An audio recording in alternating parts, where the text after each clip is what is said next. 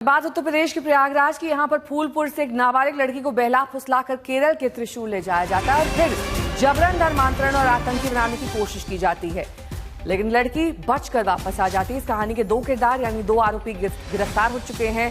अब तलाश हो रही है मास्टरमाइंड की। पूरे मामले में ताज मोहम्मद नाम के मास्टरमाइंड का जिक्र आ रहा है, जो केरल में रहता था और नाबालिग को फूलपुर से लेकर जो महिला त्रिशूल ले गई थी वो ताज मोहम्मद के ही संपर्क में।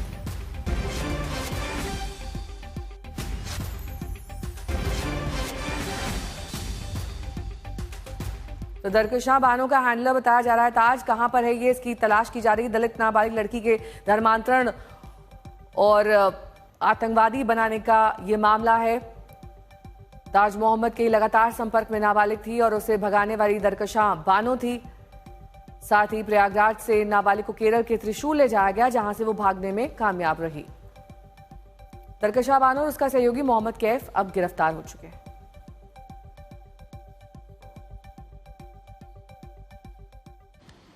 ताज मोहम्मद नाम के व्यक्ति का जो जिक्र किया है, लड़की ने बताया था कि वो केरल में रहता था और उससे दरकशां बानो लगातार संपर्क में रहती थी और ये इनका जो कनेक्शन है, इसके एस्टैब्लिश या क्या उसके लिंक्स हैं, वो हम अभी उसको वर्कआउट कर रहे हैं और इसको भी हमने गिरफ्तार करने के लिए टीमें अपनी रवाना की हैं। समर श्रीवास्तव मेरे सहयोगी इस वक्त तमाम जानकारी के साथ जुड़ गए हैं। समर, तो दरकशां बानो जैसी और भी लड़कियां हैं क्या? ये मामला एक बड़े स्तर पर एक रैकेट की तरह चलाया जा रहा था? बिल्कुल नेहा, ऐसा साफ लगता है कि ये जो नेक्सस है ये केवल एक लड़की तक सीमित नहीं है, बल्कि ये नेक्सस काफी लंबा, काफी बड़ा प्रतीत होता है। आप समझ लीजिए कि इनका मोडस ऑपरेंडी क्या है।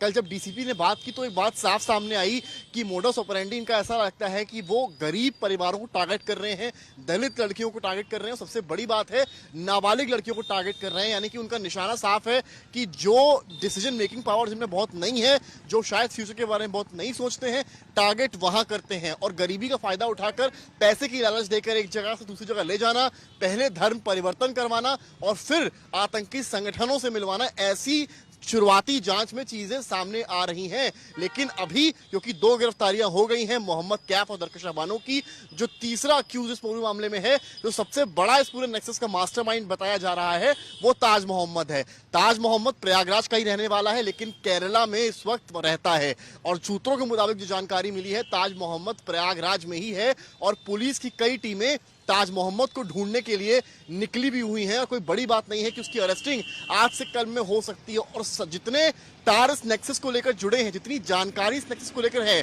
सबसे अधिक किसी के पास है तो वो ताज मोहम्मद के पास है। शुरुआती जो जांच है उसमें सामने आया है कि दरकशां बानो के मोबाइल फोन में पाया गया है कि सबसे ज्यादा कॉल्स लगातार जब वो लड़की को यहां से वहां ले जा रही थी, केरला से वापस आने की कहानी, उस दौरान दरकशां बानो की ताज मोहम्मद से लगातार फोन पर बात हुई है, व्हाट्सएप पर बात हुई है, जो ये साफ कर रहा है कि ताज मोहम्मद इस पूरे मामले का मास्टरमाइंड बताया जा रहा है। अब वहां जाकर क्या करना चाहते थे, क्या आतंकी संगठनों से इसके तार जुड़े हुए हैं, यह मामला केवल धर्मांतरण तक है, ये फिलहाल पुलिस जांच में सामने आएगा। ठीक है, बहुत बहुत शुक्रिया इस तमाम जानकारी के लिए आपका। तो प्रयागराज की नाबालिग लड़की के साथ क्या कुछ हुआ, पूरी कहानी खुद पीड़िता ने बयां की है, सुनिए। मेरी रक्षा सहेली पड़ोस के रहने वाली है और मैं कोटेदार की बेटी के शादी में गए थे 8 तारीख को।